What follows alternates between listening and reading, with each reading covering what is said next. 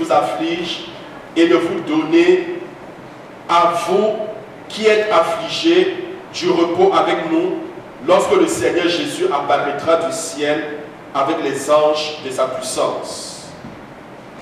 Au milieu d'une flamme de feu pour punir ceux qui ne connaissent pas Dieu et ceux qui n'obéissent pas à l'évangile de notre Seigneur Jésus-Christ. Ils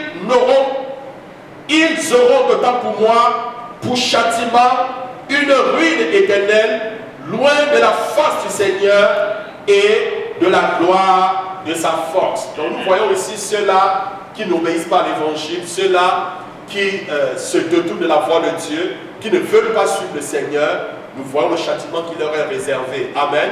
Ils seront loin de la face de Dieu, ils seront dans l'abîme, dans la souffrance. Est-ce que quelqu'un me comprend? Amen. Alors le 8e point qu'il faut connaître, bien aimé, c'est que un royaume éternel sera établi. Et c'est par là que je vais finir. Un royaume éternel sera établi. Alors je voudrais prendre dans Daniel chapitre 2, le verset 44. Et comme verset supplémentaire, vous pouvez dire Apocalypse chapitre 19, le verset 15 et le verset 16. Je lis Daniel chapitre 2, verset 44.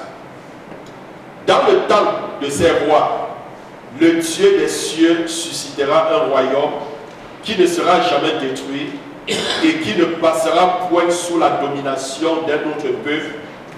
Il brisera et anéantira tous ces royaumes-là et lui-même subsistera éternellement.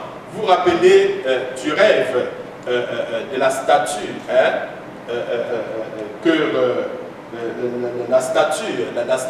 de la révélation de la statue que Daniel a eue. Il décrivait, n'est-ce pas, les différentes parties de la statue. C'est-à-dire la tête était en or, la poitrine, est-ce que vous comprenez, avec certains métaux spéciaux, est-ce que vous comprenez? Donc en fait, la tête à l'époque représentait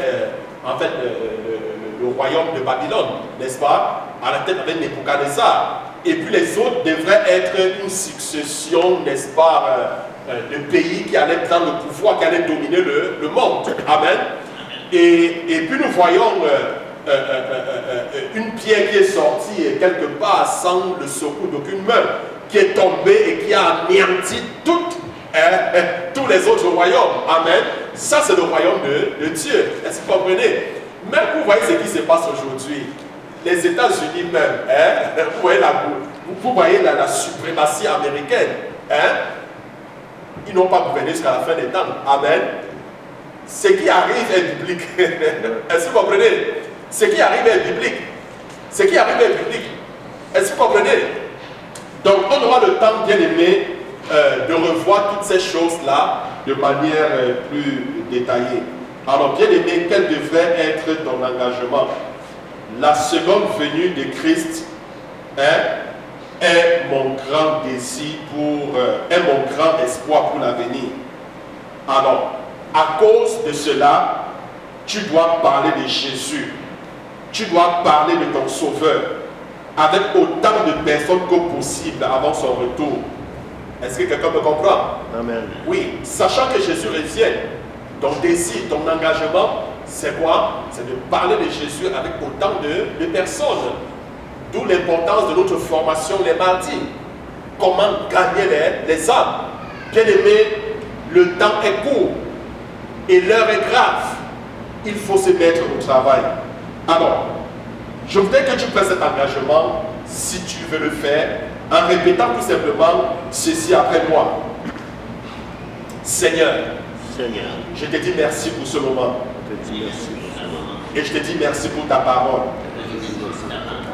La deuxième venue de Christ est mon grand espoir pour l'avenir. Je parlerai de Jésus, mon Sauveur, avec autant de personnes que possible. Avant son retour. Je suis consacré à lui. Et j'attends avec impatience et j'attends avec impatience le jour de son retour. le jour de son retour. Au nom de Jésus. Au nom de Jésus. Est-ce que tu peux dire Amen? Amen. Bien-aimé, que le Seigneur vous bénisse. Amen.